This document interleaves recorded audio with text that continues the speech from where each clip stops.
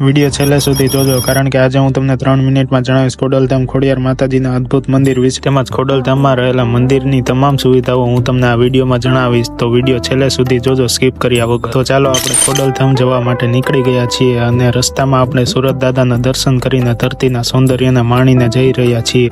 તેમજ સનસેટ જોતા જોતા આપણે પહોંચી ગયા છીએ ખોડલધામ અને આ મંદિરનો મેઇન ગેટ છે. તો ચાલો આપણે મંદિર તરફ જઈ રહ્યા છીએ. તમને આ મંદિર વિશે જણાવું તો આ મંદિરમાં જે પથ્થરનો ઉપયોગ થયેલો છે તે ખાસ પથ્થર રાજસ્થાનથી મંગાવવામાં આવ્યા છે. તેમજ તે પથ્થરની કોતરણી રાજસ્થાનના ખાસ કારીગરથી કરાવવામાં આવી છે. મંદિરનું નિર્માણ 2012માં શરૂ કરવામાં આવ્યું હતું. તેમનું ઉદ્ઘાટન 21 જાન્યુઆરી 2017ના રોજ હતું. ઉદ્ઘાટનમાં 30 લાખથી વધુ લોકો હાજરી આપી હતી.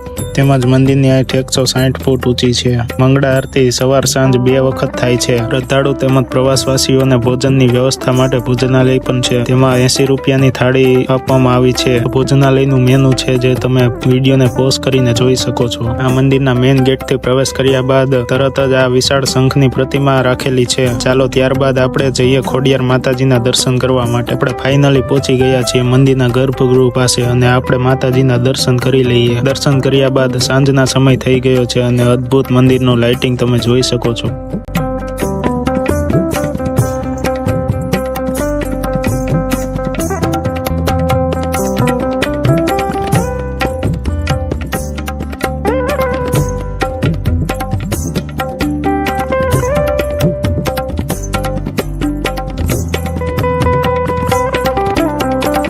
શ્રદ્ધાળુ ચાલી ન શકતા હોય અથવા મોટી ઉંમરના વ્યક્તિ અથવા અપંગ વ્યક્તિ માટે ઇલેક્ટ્રિક સીડીનો પણ વ્યવસ્થા કરી આપવામાં આવી છે, જેથી દરેક શ્રદ્ધાળુઓને માતાજીના દર્શનનો લાભ મળે. તેમજ કબૂતરને પણ માતાજીની સાધના કરતા જોવા મળ્યું. માતાજીના દર્શન કર્યા બાદ મંદિરની બહાર બેસીને અદ્ભુત મંદિરની વાઇબ માણીએ આપણે. યજ્ઞશાળા, સત્સંગ હોલ તેમજ ભોજનાલય પણ છે. ત્યાર પછી આપણે પ્રસાદ ઘર તરફ જઈએ. અહીં પ્રસાદ ઘરમાં માતાજીનો ધરેલો પ્રસાદ પણ મળે છે. તેમજ નાસ્તા ઘર, ચા ઘર, શૌચાલય, નહાવા માટે તેમજ પીવા માટે પાણી જેવી વિવિધ સુવિધાઓ છે. ત્યારબાદ આપણે જઈએ અલ્પાહાર ગૃહ તરફ. આ ચા ઘર છે જ્યાં વિનામૂલ્યે ચા આપવામાં આવે છે. તેમજ અલ્પાહાર માટે અલ્પાહાર ગૃહની પણ વ્યવસ્થા કરવામાં આવી છે, જ્યાં દરેક જાતના ફાસ્ટ ફૂડ પણ મળે છે. ત્યારબાદ રાતના મંદિરનું અદ્ભુત દ્રશ્ય તમે જોઈ શકો છો. હવે આપણે રવાના થઈ. બહાર આવીને આપણે ધરતીનું અમૃત એટલે કે શેરડીનો રસ પીધો. શ્રદ્ધાળુની ભીડ હતી નહીં, તેમજ શાંતિવાળું વાતાવરણ હતું. ત્યારબાદ આપણે ગોંડલ જવા માટે રવાના થઈ ગયા. તેમજ રસ્તામાં કાગવડ ગામનું લાઇટિંગ માણતા માણતા આપણે માતાજીનું નામ લેતા લેતા ગોંડલ તરફ રવાના થઈ ગઈ.